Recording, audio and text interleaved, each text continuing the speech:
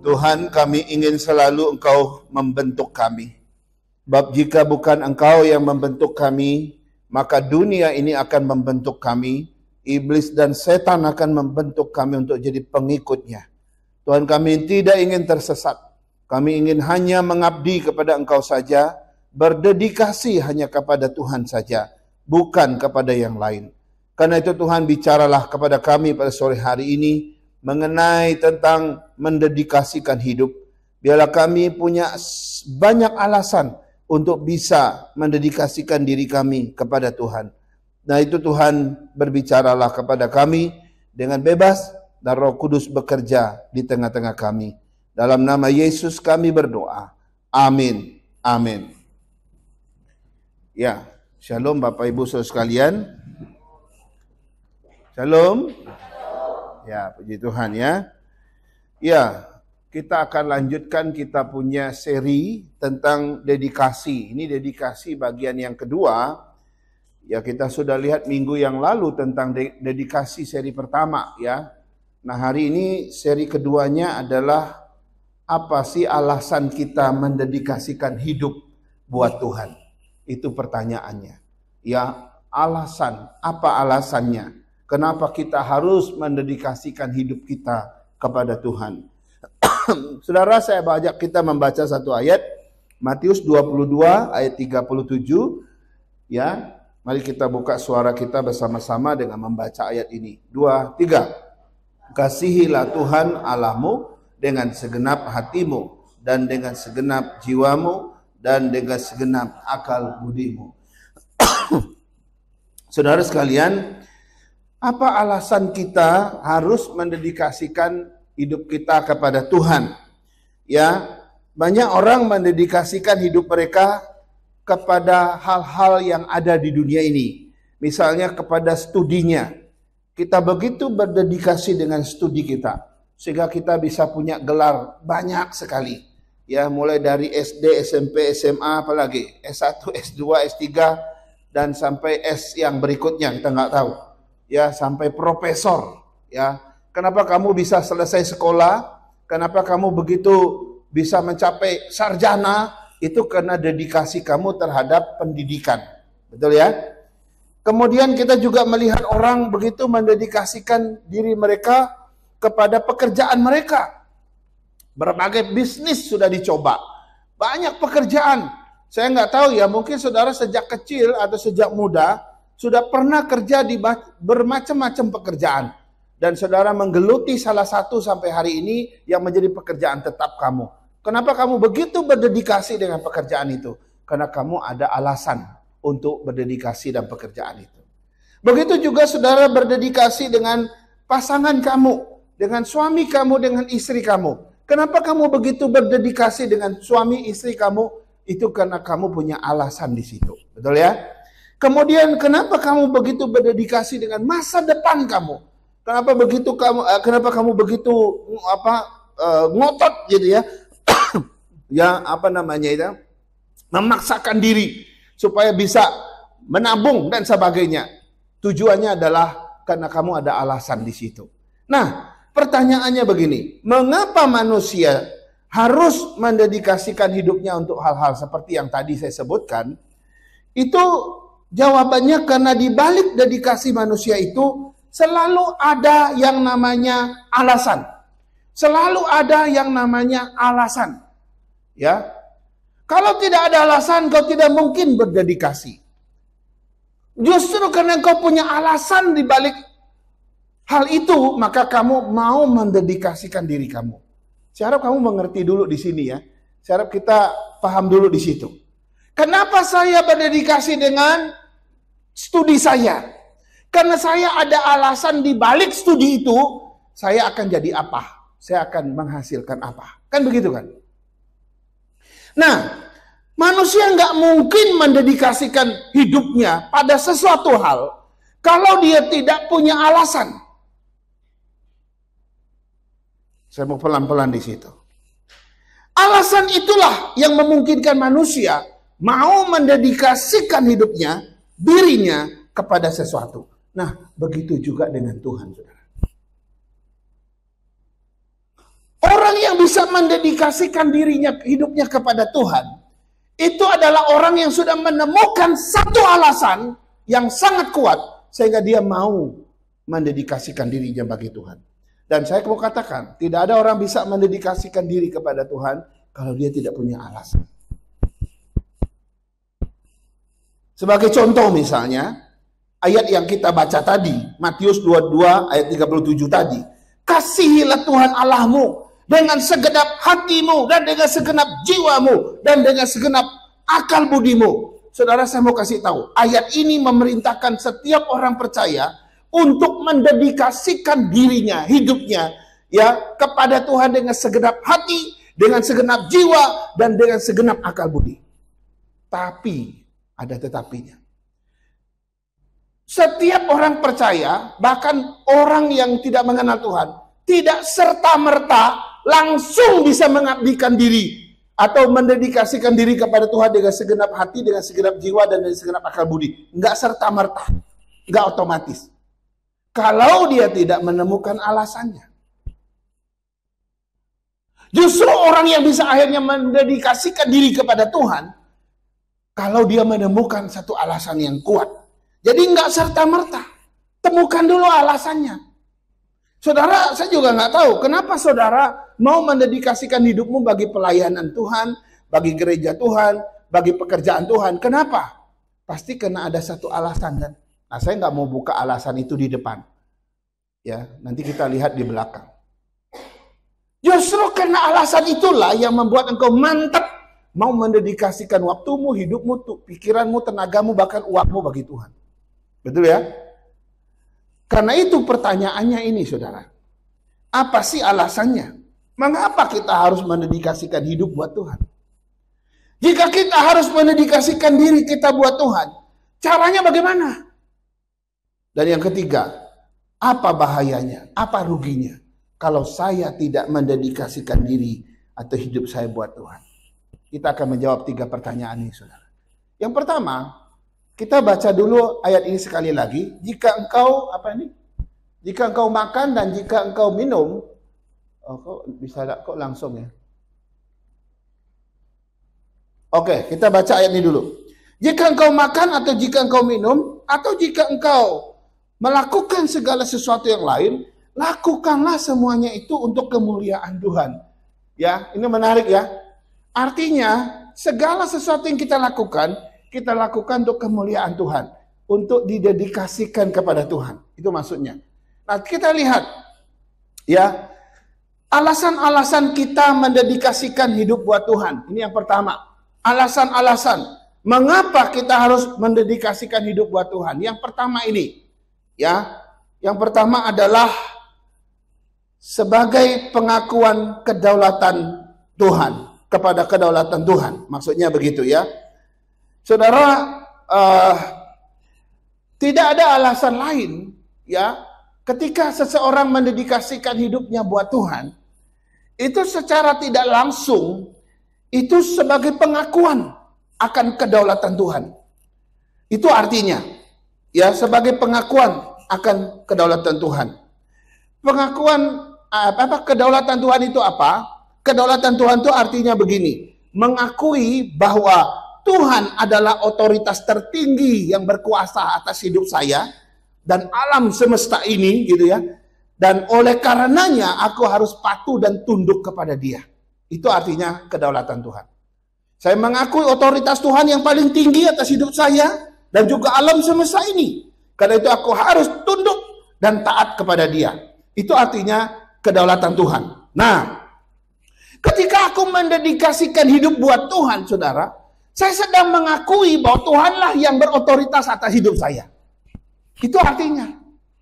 Saya tidak bisa memungkiri bahwa Allah adalah Allah pencipta langit dan bumi. Dia juga yang menciptakan diri saya. Dia berotoritas atas segala sesuatu. Dan tidak ada yang lebih tinggi daripada kuasa Tuhan. Karena itu saya betapa bodohnya saya kalau saya melawan Tuhan dan saya tidak pernah tunduk sama Tuhan. Sebab Dia adalah otoritas tertinggi. Nah, ketika saya tahu Dia otoritas tertinggi, maka aku mendedikasikan hidup buat Dia. Mendedikasikan diriku buat Dia. aku akui Engkaulah otoritas tertinggi atas hidup saya. Engkaulah otoritas tertinggi atas alam semesta ini. Dan tidak ada alasan bagi saya tidak taat dan tidak tunduk kepadamu. Itu arti yang pertama. Alasan yang pertama. Karena itu saudara coba pikirkan. Kenapa kamu masih mau mendedikasikan diri buat Tuhan? Ketika engkau mendedikasikan dirimu buat Tuhan, hidupmu buat Tuhan, secara tidak langsung kau sedang mengakui otoritas atau kedaulatan Tuhan atas dirimu. Amin, Tuhan. Amin. Yang kedua.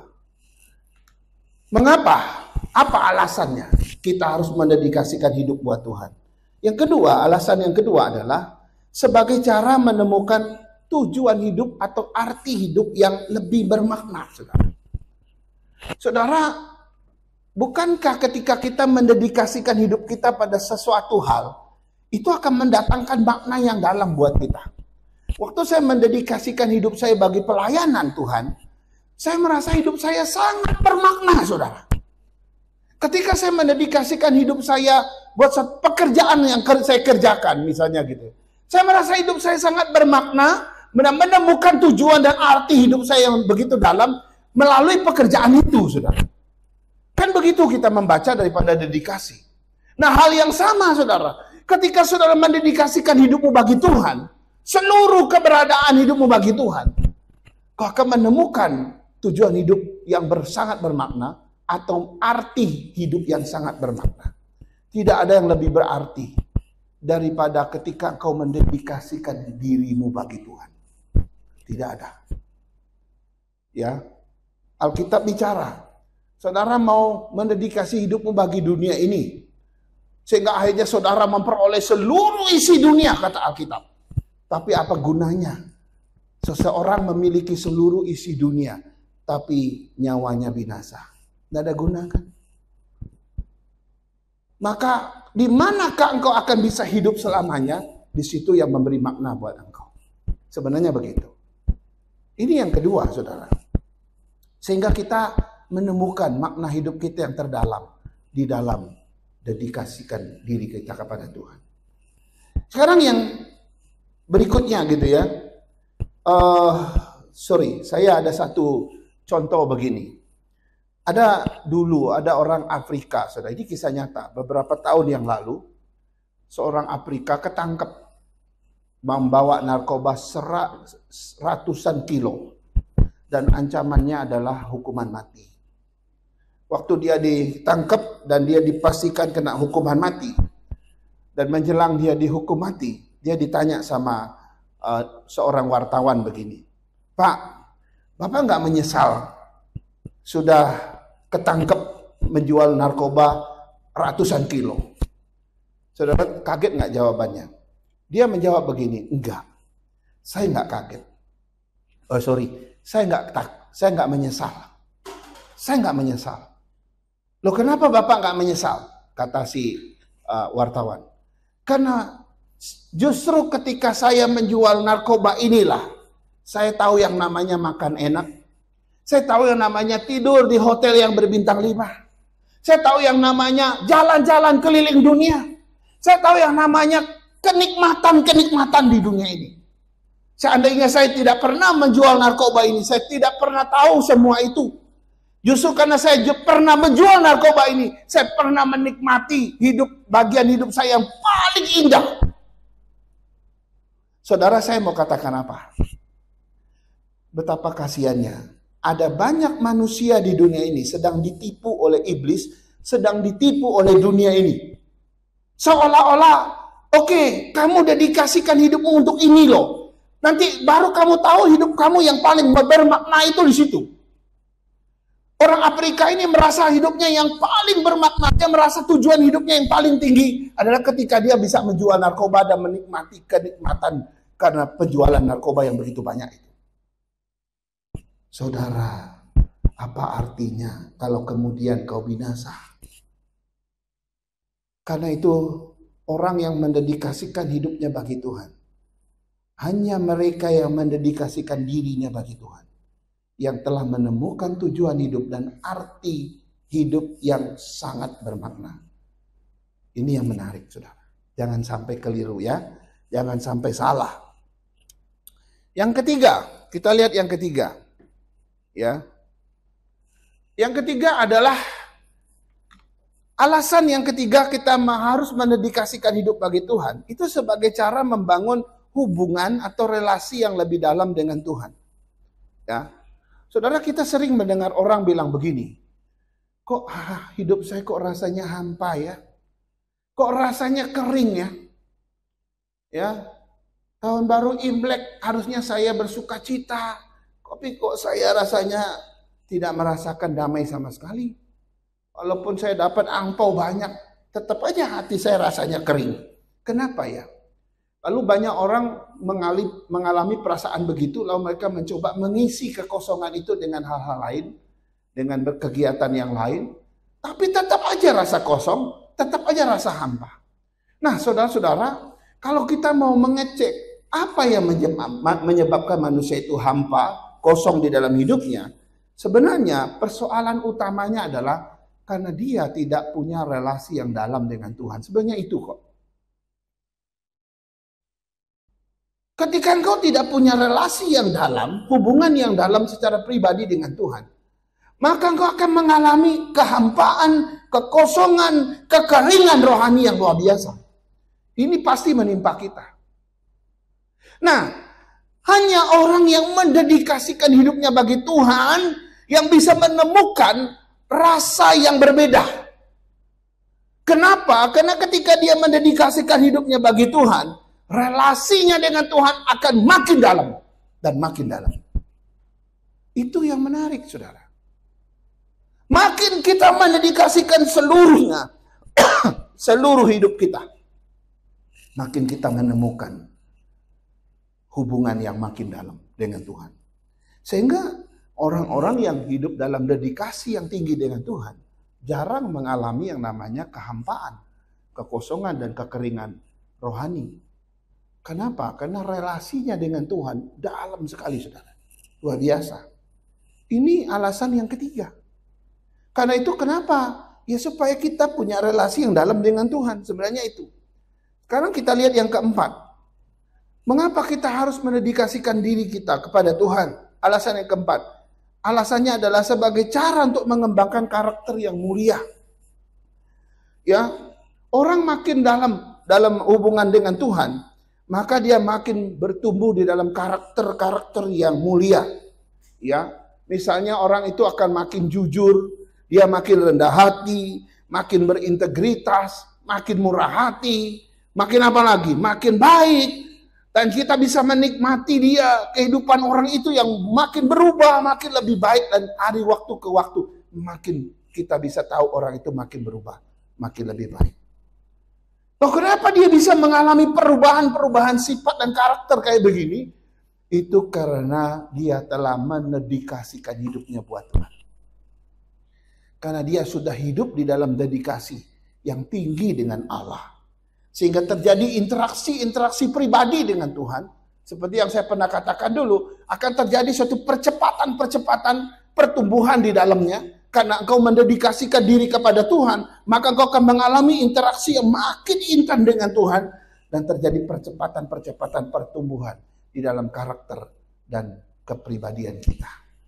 Pernah lihat orang Kristen yang bagus sekali, ya, tampilannya, attitude-nya, tutur katanya, dan sebagainya. Kenapa? Karena mereka belajar karakter-karakter dari hidup dengan Tuhan. Menarik ya?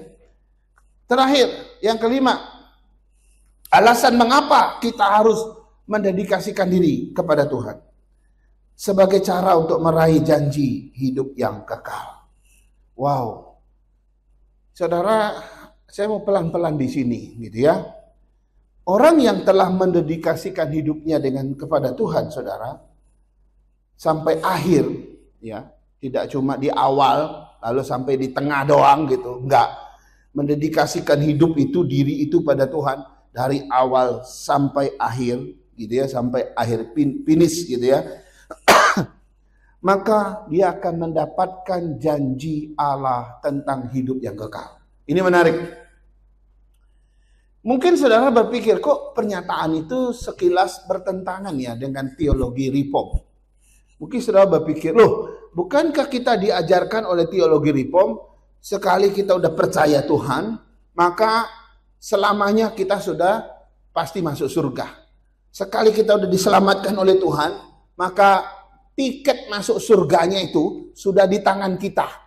Dan saya pasti masuk surga. Saudara tunggu dulu. Karena ada lagi satu hal yang perlu kita mengerti, bahwa betul kita memang sudah diselamatkan, kita memang sudah dipilih sebelum dunia dijadikan, kita sudah diberikan janji oleh Tuhan, tapi sebetulnya tiketnya diberikan di akhir, saudara. Tiketnya itu diberikan di akhir. Butuh ketekunan sampai dapat tiket itu, bukan di depan. Karena itu banyak orang terjebak di sini, saudara. Dia pikir, oke, sekali saya percaya Yesus pasti selamat. Tiketnya udah di tangan. Belum, saudara. Betul kita sudah dipilih, udah diselamatkan oleh Tuhan. Tapi tiketnya nanti itu baru dikasih di akhir. Sama kayak kita nonton film. Begitu kita sudah beli, langsung tiket di tangan. Lalu filmnya masih 30 menit lagi. Kita keliling-keliling mall dulu leh. Kita mau makan-makan dulu dah. Baru nanti 35 menit terakhir baru kita masuk ke gedung. Bisa kayak gitu kan? Saudara, di dalam kerajaan surga ternyata nggak bisa begitu. Betul. Waktu tiket di tangan, ya, orang yang punya pemahaman begitu tiketnya di tangan, dia merasa pasti selamat. Karena itu dia akan apa? Dia akan hidup sembarangan. Boleh dong saya hidup sembarangan. Sekarang kan tiket sudah di tangan saya. Boleh dong saya suka-suka buat dosa. Boleh dong saya hidup sembarangan, tidak memuliakan Tuhan. Boleh dong. Orang tiket sudah di tangan. Ternyata tidak demikian. Tiketnya diserahkan di akhir. Butuh ketekunan seumur hidupmu sampai kepada tiket itu diserahkan. Betul bahwa engkau sudah dipilih. Betul bahwa engkau sudah diangkat menjadi anak. Tapi selama engkau belum sampai kepada garis finish, engkau harus hidup dalam ketekunan, hidup dalam dedikasi kepada Tuhan.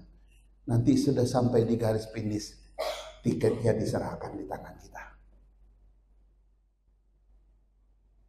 Saudara, saya nggak tahu seperti apa pemahaman kita soal ini, tapi inilah yang penting. Karena itu Rasul Paulus bilang, kerjakanlah keselamatanmu dengan rajin. Jangan menyia-nyiakan keselamatan. Kerjakan dengan rajin. Jangan menyia-nyiakannya. Penuh dedikasi sampai akhir. Kau harus berdedikasi sampai garis finish. Ini 5 alasan mengapa kita harus mendedikasikan diri kepada Tuhan. Sekarang kita lihat yang kedua. Yang kedua adalah cara kita mendedikasikan hidup buat Tuhan. Oke, katakanlah kita harus mendedikasikan hidup buat Tuhan. Lalu caranya gimana? Saudara, di sini ada beberapa cara. Yang pertama, ya, ini udah jelas, persembahkan dulu hidupmu buat Tuhan. Persembahkan dulu hidupmu buat Tuhan. Roma 12 ayat 11 ayat 1 mengatakan begini. Roma 12 ayat 1. Karena itu saudara-saudaraku, demi kemurahan Allah aku menasihatkan kamu supaya kamu mempersembahkan tubuhmu sebagai persembahan yang hidup, yang kudus dan yang berkenan kepada Allah. Itu adalah ibadahmu yang sejati. Saudara, langkah pertama, kau harus mempersembahkan hidup buat Tuhan. Ini menarik ya. Tanpa langkah ini, saudara, kita nggak mungkin mendedikasikan diri buat Tuhan, nggak mungkin. Kau mesti persembahkan dulu. Persembahkan dulu dirimu. Kalau enggak, gimana engkau bisa mendedikasikan hidup buat Tuhan, sementara engkau tidak mempersembahkan seluruhnya buat Tuhan? Ini yang pertama. Bagaimana langkahnya? Pertama, engkau harus datang kepada Tuhan, persembahkan dirimu. Saya nggak tahu apakah kita pernah berdoa secara khusus. Tuhan, hari ini aku persembahkan hidup buat Tuhan. Pakai dengan bebas Tuhan. Ini aku, pakai aku. Ya, silakan Tuhan pakai. Pernah enggak kita berdoa secara khusus seperti itu? Sebab ini langkah pertama kita bisa mendedikasikan diri, saudara. Kalau tanpa ini kita nggak mungkin. Yang kedua, langkah kedua, hiduplah dalam firman Tuhan setiap hari. Hiduplah di dalam prinsip-prinsip kebenaran Dia. Setiap hari kita harus menjalankan hidup kita di atas prinsip firman, di atas kebenaran firman. Itulah cara kita mendedikasikan diri. Ya, itu cara kita mendedikasikan diri. Ketika orang di kantor kita bilang, udah suap aja Pak, supaya bisa, mohon maaf ya, aku nggak biasa suap. Kalau memang Tuhan izinkan aku dapat, kalau enggak ya sudah nggak apa-apa. Itu kan sikap kita kan, ya. Sudah deh, orang suka bilang apa, dilaporin yang ini aja, yang palsu aja. Oh nggak bisa juga.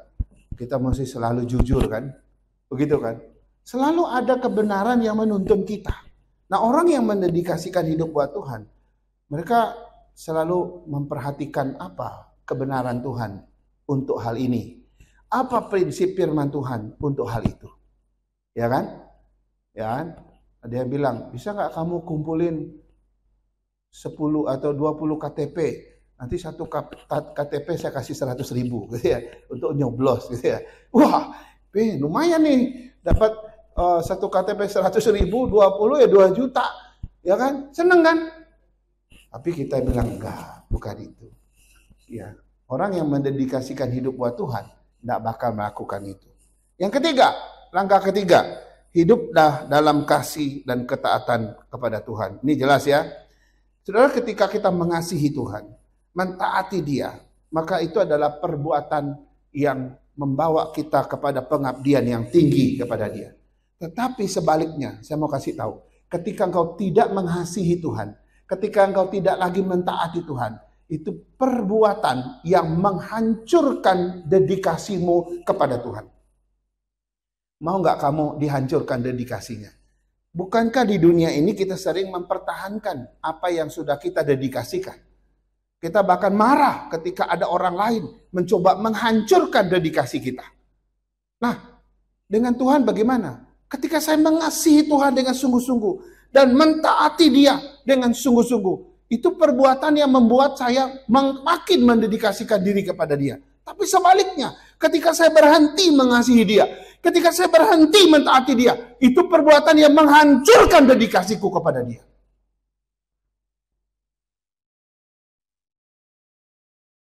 Hati-hati, saudara. Yang berikutnya, hidup dalam relasi ibadah, penyembahan kepadanya. Ini cara kita mendedikasikan diri. Makin engkau ibadah pada Tuhan, makin engkau punya relasi ibadah, punya relasi penyembahan kepada Tuhan, baik secara pribadi maupun komunal, secara bersama-sama. Itu menunjukkan engkau berdedikasi kepada Dia. Tapi sebaliknya, ketika engkau berhenti menyembah Dia, ketika engkau berhenti punya relasi ibadah kepada Dia, itu dua perbuatan yang akan menghancurkan dedikasimu kepada Dia. Gampang kan memahaminya? Yang kelima, hidup dalam pelayanan kepada Tuhan. Saudara, kenapa selalu majelis dan hamba Tuhan selalu bilang, ayo pelayanan, ayo terlibat, ayo kerjakan pelayananmu dengan baik, ayo persiapan pelayananmu dengan sungguh-sungguh. Saudara, itu bicara tentang membuat dedikasi kita makin baik kepada Tuhan kan? Tapi ketika kau berhenti melayani, kau tidak mau lagi terlibat dalam pelayanan, kau tidak lagi mau bekerja bagi Tuhan, itu perbuatan yang akan menghancurkan dedikasimu sendiri. Percuma apa yang kau bangun selama ini hancur. Beberapa tahun yang lalu ada seorang hamba Tuhan berkali-kali khotbah di gereja ini. Waktu saya masih gembala di sini.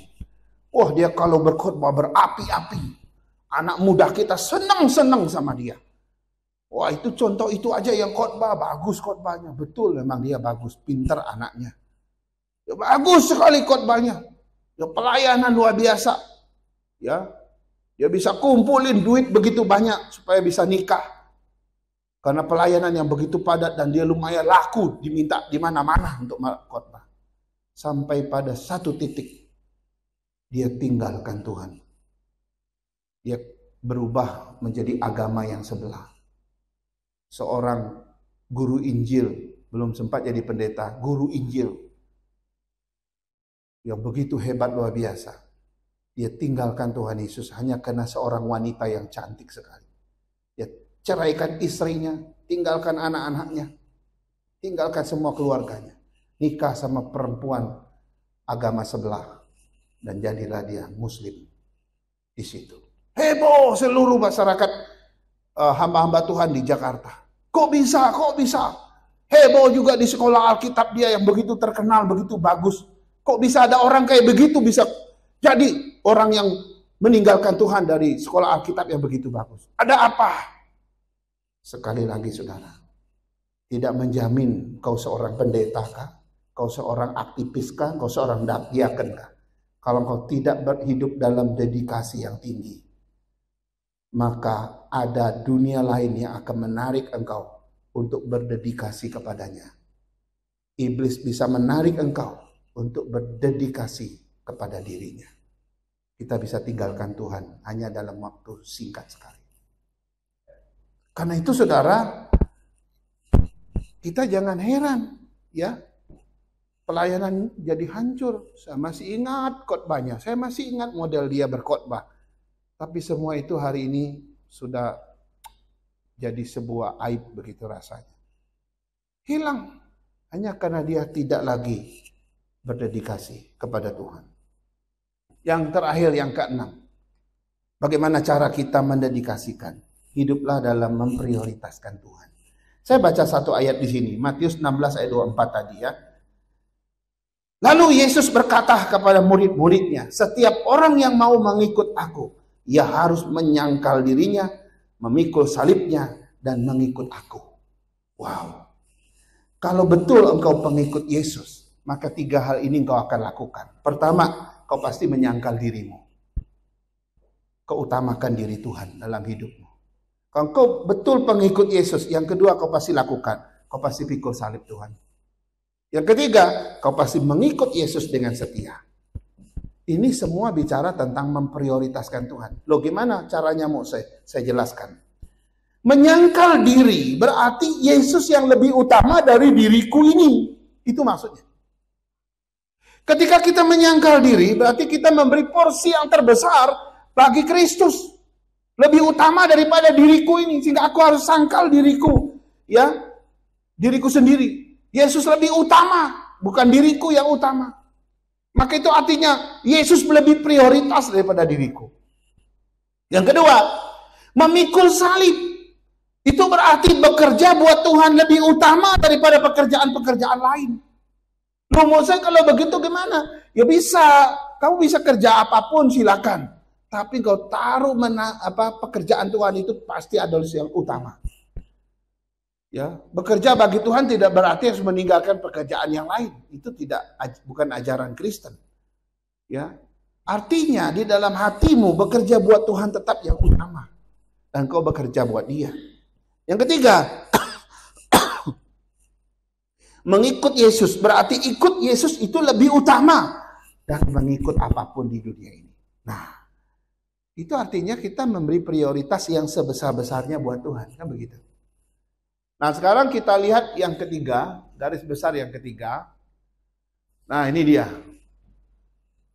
Yang terakhir ya. Bahayanya jika kita tidak mendedikasikan hidup buat Tuhan. Apa sih kerugiannya kalau aku tidak mendedikasikan hidup buat Tuhan? Apa sih bahayanya kalau aku tidak mendedikasikan diriku buat Dia? Saudara, ada beberapa. Yang pertama, ya, kita akan kehilangan arah atau tujuan hidup. Gampang sekali saudara ya. Ketika kita tidak lagi berdedikasi buat Tuhan, maka kita akan mudah tersesat. Itu resikonya. Banyak orang percaya tersesat dalam hidupnya karena mereka tidak lagi mendedikasikan hidup mereka buat Tuhan. Salah satu fungsi daripada dedikasi adalah sebagai alat penuntun kita, pengingat kita, dan penentu arah bagi kita. Selama engkau mendedikasikan hidupmu bagi Tuhan, engkau sedang berorientasi pada Tuhan, engkau sedang berjalan mengikut Tuhan, engkau sedang segala-galanya buat Tuhan, itu artinya. Tapi begitu engkau tidak lagi mendedikasikan hidupmu buat Tuhan, kau sedang terarah kemana-mana, saudara. Kau bisa ikut siapa saja. Kau bisa mengikut setan sekalipun. Bisa jadi. Kita akan kehilangan arah. Ini yang pertama. Yang kedua, saudara, bahaya kita tidak mendedikasikan diri buat Tuhan. Kita akan kehilangan hubungan pribadi tadi. Kalau ketika kita mendedikasikan diri kita buat Tuhan, kita makin dalam relasi dengan Tuhan. Sekarang begitu kita off, begitu kita berhenti, kau juga akan kehilangan relasi dengan Tuhan. Nah, waktu kita kehilangan relasi dengan Tuhan, saudara, tidak ada ikatan lagi kita dengan Tuhan, tidak ada kedekatan, tidak ada lagi keakraban, kesatuan, tidak ada lagi. Maka itu seperti Adam dan Hawa yang putus hubungan dengan Tuhan di Taman Getsemani. Ketika mereka melakukan dosa, dosa itu telah memutuskan hubungan mereka dengan Tuhan. Walaupun Tuhan mencari mereka, tapi Tuhan juga harus menghukum mereka. Akibat daripada putus hubungan itu, Tuhan bilang, kalian harus diusir dari Taman Eden ini. Kalian tidak layak tinggal di sini. Saudara, ketika itu terjadi pada kita akan terlunta-lunta ke sana kemari. Karena kita nggak ada relasi dengan Tuhan. Yang ketiga, bahaya yang ketiga, kita akan kehilangan sukacita dan damai sejahtera. Saudara, saya lupa membuat kalimatnya. Billy Graham berkata begini. Billy Graham seorang pendeta yang terkenal. Dia bilang begini. Kunci hidup yang mengalami sukacita dan damai sejahtera adalah mendedikasikan hidup serta menyerahkan segala sesuatu kepadanya. Kunci kita bisa rasa sukacita dan damai sejahtera di dalam Tuhan menurut Billy Graham. Ketika engkau mendedikasikan dirimu, hidupmu bagi Tuhan. Dan menyerahkan segala sesuatu yang kau alami, serahkan kepada Dia. Maka akan ada sukacita dan damai sejahtera dari Allah dalam hati kita. Luar biasa, saudara.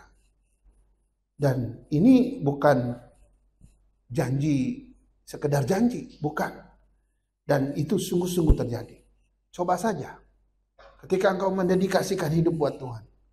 Ya, ketika engkau sungguh-sungguh hidup bagi Tuhan. Menyerahkan segala sesuatu yang kau alami buat Tuhan. Sukacita ada. Damai sejahtera ada. Dulu saya pernah memberitahu satu kisah nyata. Tentang seorang mantan uskup atau pastor, saya lupa. Katolik yang bernama Richard Wurmbrand.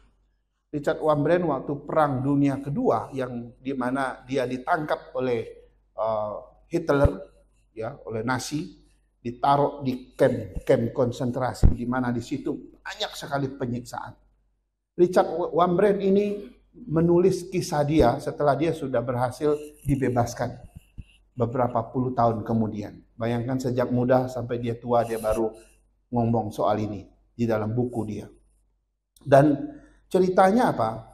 Dia bilang orang yang masuk dalam kamp-kamp konsentrasi Jerman saat itu rata-rata atau kebanyakan orang itu gila.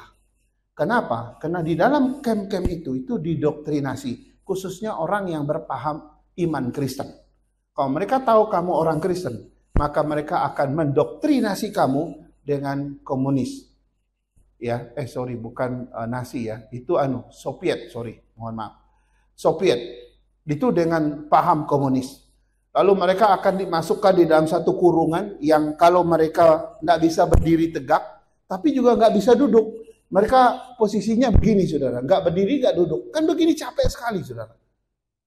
Lalu mata mereka dihadapkan kepada satu sinar, dan sinar itu selalu nyala, tiba-tiba mati, kadang-kadang nyala, tiba-tiba mati. Dan waktu dia nyala, ada satu kalimat yang selalu bilang, komunis baik, kekristenan jahat. Komunis baik, kekristenan jahat. Itu terus yang diucapkan di telinga mereka sambil melihat cahaya yang terang itu. Lama-lama banyak yang jadi gila. Tapi Richard Wurmbrand berbeda. Dia mengatakan bahwa betul aku mengalami siksaan yang sangat berat seperti itu. Tapi setiap kali aku pulang ke selku setelah disiksa kayak begitu berjam-jam, lalu dibalikin lagi ke selnya, dia berolahraga sambil memuji Tuhan, saudara. Dia berolahraga, ya. Kenapa? Karena dia merasakan ada sukacita Tuhan. Dan sukacita Tuhan yang dia rasakan, damai sejahtera yang dia rasakan, tidak bisa dibatasi oleh jeruji besi, menurut dia. Tapi waktu penjaga melihat dia mengintip di dalam sel dia sambil olahraga, sambil menyanyi memuji Tuhan itu, si penjaga senyum-senyum. Nah ini udah gila nih katanya. Dia pikir dia sudah gila. Padahal dia nggak gila. Dia sedang tetap merasakan sukacita dan damai sejahtera dari Tuhan. Saudara, dunia ini boleh menganiaya kita seberat apapun, mencoba menghancurkan iman kita dengan cara apapun. Tapi kalau damai sejahtera dan sukacita dari Allah itu melingkupi kita, memelihara kita, gak akan terjadi apa-apa. Itu kesaksian daripada Richard Wurmbrand. Tapi banyak orang zaman sekarang, aduh, sedikit ya sakit aja udah langsung kayaknya mau kiamat gitu ya. Padahal kita belum mengalami seperti itu gitu ya. Harusnya damai sejahtera dan sukacita melampaui segala sesuatu yang menjaga memelihara hati kita. Betul kan? Nah, hanya orang yang mendedikasikan dirinya lah yang bisa mengalami ini, saudara. Level yang paling tinggi di dalam iman Kristen. Selama engkau tidak mendedikasikan dirimu atau engkau separuh-separuh mendedikasikan dirimu, kau gak akan bisa mencapai level itu. Level ini terlalu tinggi bagi orang-orang yang percaya Tuhan, saudara. Karena itu nggak bisa main ya 50%, 50%, nggak bisa. Seluruhnya. Ya. Kemudian yang keempat, yang terakhir, saudara. Bahaya daripada kita ketika kita tidak mendedikasikan diri kita kepada Tuhan. Yang ketiga, kita akan kehilangan berkat-berkat penggembalaannya. Ya. Saudara, Matius 9 ayat 36 berkata begini, melihat orang banyak itu, tergeraklah hati Yesus oleh belas kasihan kepada mereka, karena mereka lelah dan terlantar seperti domba yang tidak bergembala. Saudara, kalau orang sudah tidak mendedikasikan diri kepada Tuhan lagi, bahaya yang terjadi adalah engkau akan menjadi domba liar. Domba liar itu domba yang tidak bergembala. Domba yang lelah dan tidak bergembala. Kata Yesus demikian. Waktu melihat Tuhan Yesus melihat domba-domba liar itu yang tidak bergembala itu, hatinya tergerak oleh belas kasihan. Saudara, kebayang nggak oleh kita? Oke, ketika aku tidak lagi mendedikasikan hidupku buat Tuhan, maka aku akan menjadi domba-domba yang seperti itu. Aku akan kehilangan penggembalaan Tuhan. Aku akan kehilangan berkat-berkat dari penggembalaan Dia. Saudara, banyak sekali berkat-berkat penggembalaan Dia dalam Mazmur 23. Yang pertama, kita akan kehilangan kecukupan dari Tuhan. Karena ada kalimat, takkan kekurangan aku dalam Mazmur 23. Berarti kita akan kehilangan yang pertama kali kecukupan yang dari Tuhan. Yang kedua, kita akan kehilangan rumput yang hijau.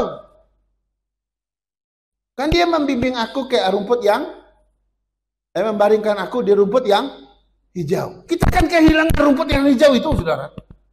Ketika kau tidak lagi mendedikasikan hidup buat Tuhan, maka kau juga akan kehilangan air yang tenang. Kau juga akan kehilangan kesegaran jiwa, karena ada istilah menyegarkan jiwaku di situ. Kau juga akan kehilangan jalan yang benar. Dan yang menarik juga, kau akan kehilangan keberanian atas bahaya. Karena di situ aku tidak takut bahaya. Tapi kalau kau tidak mendedikasikan hidupmu lagi bagi Tuhan, kau akan kehilangan keberanian itu. Kau akan takut setakut-takutnya terhadap bahaya. Kau akan kehilangan penyertaan Tuhan, karena ada kalimat engkau besertaku. Kita akan kehilangan gada dan tongkatnya yang selalu membela kita. Kalau ada binatang liar dia pukul gitu ya. Gada yang besar itu akan melawan musuh-musuh kita. Kita akan kehilangan itu. Kita akan kehilangan urapan Tuhan, karena bicara mengurapi kepalaku. Kita akan kehilangan kelimpahan dari Tuhan. Dan kita akan kehilangan kebajikan dan kemurahan yang selalu mengikuti aku. Nggak ada lagi. Saya hitung-hitung, saudara. Ketika kita tidak lagi mendedikasikan diri bagi Tuhan, kita akan kehilangan berkat-berkat pengembalaan Dia. Minimal ada 11 berkat menurut Mazmur 23 ini. Wow. Banyak sekali ruginya, saudara. Karena itu pulang dari tempat ini, saya mengajak jemaat GP Kris Kelapa Gading. Ayo, tingkatkan pengabdianmu, tingkatkan dedikasimu buat Tuhan. Jangan main-main lagi. Ini waktunya kita serius, saudara. Ayo, hidup dalam dedikasi yang tinggi. Gak usah diperintahkan orang. Semua orientasinya adalah ketaatan kepada Tuhan, menyenangkan hati Tuhan. Itu tok motivasi kita, alasan kita. Maka semua kita akan kerjakan untuk kemuliaan Dia. Mari kita berdoa. Kami terima kasih ya Tuhan, atas firman-Mu yang singkat dan sederhana ini. Boleh menegur kami sekali lagi, agar kami memperbaiki dedikasi kami akan Tuhan. Oh Tuhan, kami tidak mau menghancurkan dedikasi yang sudah kami mulai bersama dengan Tuhan. Kami tidak mau membinasakannya. Kami mau terus pupuk itu menjadi dedikasi yang makin lama makin tinggi kepada Tuhan. Berkati setiap jemaat-Mu. Pulang dari tempat ini, ada satu tekad yang bulat untuk mereka meningkatkan kembali dedikasi mereka kepada Tuhan. Berkati firman-Mu, berkati kami semua, hamba-Mu dan semua jemaat. Biar kami hidup di dalam dedikasi hanya kepada Allah. Dalam nama Yesus kami berdoa. Amin. Amin.